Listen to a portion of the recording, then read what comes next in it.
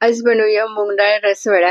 गुलाबजाम, मिठाई, लाडू खाऊन कंटाळा आला असेल तर असे हे मूग डाळीचे रसवडे तुम्ही नक्की एकदा ट्राय करा. तर इथे मी अर्धा वाटी मूग डाळ भिजत घातली 2 तास.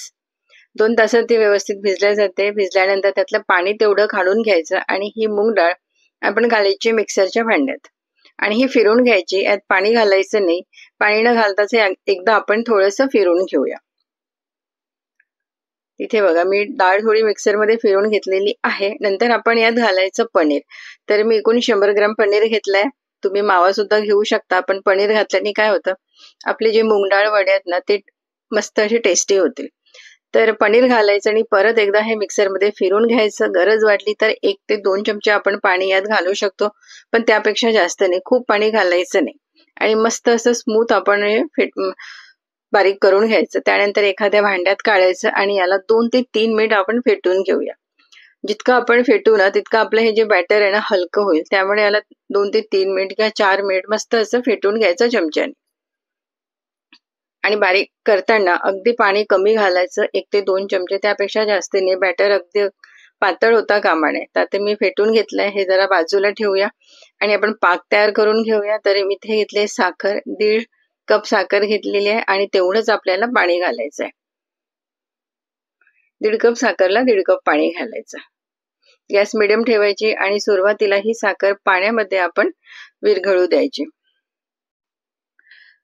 साखर मेल्ट झाल्यानंतर काय करायचं, याला 5 ते 6 मिनिटं आपण अजून उकळून घेऊया. नंतर त्यात वेलची आणि थोडंसं केसर घालायचं आणि आपल्याला 1 तारी पाक किंवा 2 तारी पाक असं काही करायचं नाहीये. फक्त 5 ते 6 मिनिटं आपण उकळून घेऊया आणि असं थोडंसं चिपचिपच सिरप करायचं. म्हणजे असं शहद कसं असतं ना तसंच आपल्याला करायचं. आपल्याला पाक तयार करायचं नाही. हातात घेतलं ते थोडंसं आपल्याला चिपचिप लागायला हवं हाताला, तेवढंच करायचं.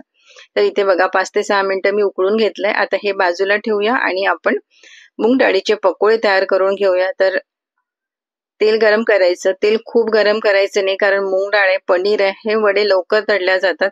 आणि खूप मोठे करायचे नाही, कारण तेलात घातल्यानंतर ते थोडेसे फुलतात. तर मीडियम साईजचे करायचे. पॅन जर मोठा असेल तर एका वेळेला तुम्ही भरपूर करू शकता. तुम्ही बघू शकता लगेच आपले हे फ्राय व्हायला लागलेले आहेत आणि मस्त असा कलर आला. एक साईडनी पलटून घेऊया. जे सुरुवातीला आपण तेलात घातले त्याला बघा किती सुंदर रंग आलाय. तर आता हे पलटून घेऊया आणि असेच अलटपलट करून मस्त सोनेरी रंग येतपर्यंत आपल्याला फ्राय करून घ्यायचे आहेत. गॅस मिडियम ठेवायची, गॅस वाढवून ठेवायची नाही, कारण हे वडे लवकर फ्राय होतात. तर परत थोडे मी ऍड केलेले आहेत. एकदा परत आपण पलटून घेऊया आणि तेलात घातल्यानंतर ना असे हे ते फुलतात. त्यामुळे सुरुवातीला खूप मोठे करायचे नाही. तर आपण जे सुरुवातीला घातले ते बघा, त्याला किती सोनेरी रंग आलाय, मस्त रंग आलाय. आणि आता आपण हे काढून घेऊया. तर जे फ्राय झाले तेवढे आपण काढून घ्यायचे, बाकीचे अजून थोडा वेळ फ्राय होऊ द्यायचे. मस्त रंग यायला हवा त्याला. तर हे सुद्धा सोनेरी रंगावर आपण तळून घेऊया आणि झटपट होतो हा पदार्थ.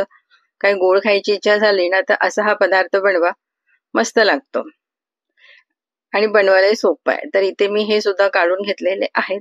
काढल्यानंतर याला आपण लगेच पाकमध्ये घालून घेऊया, थोडंसं फिरवून घेऊया आणि दुसरी बॅच सुद्धा आपण अशीच तळून घेऊया.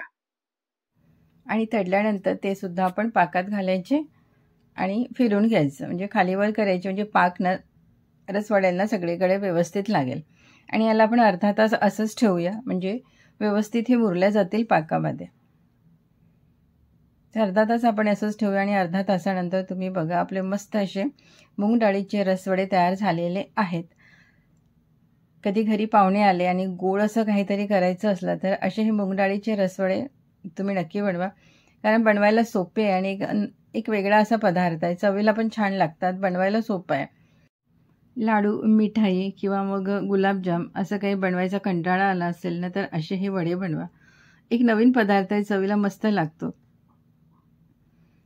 तर तुम्ही सुद्धा ही रेसिपी नक्की एकदा ट्राय करा. आवडलीच तर लाईक करा आणि शेअर करा. आणि अशाच नवनवीन आणि चमचमीत रेसिपी करता बघत राहा किरण रेसिपी. धन्यवाद.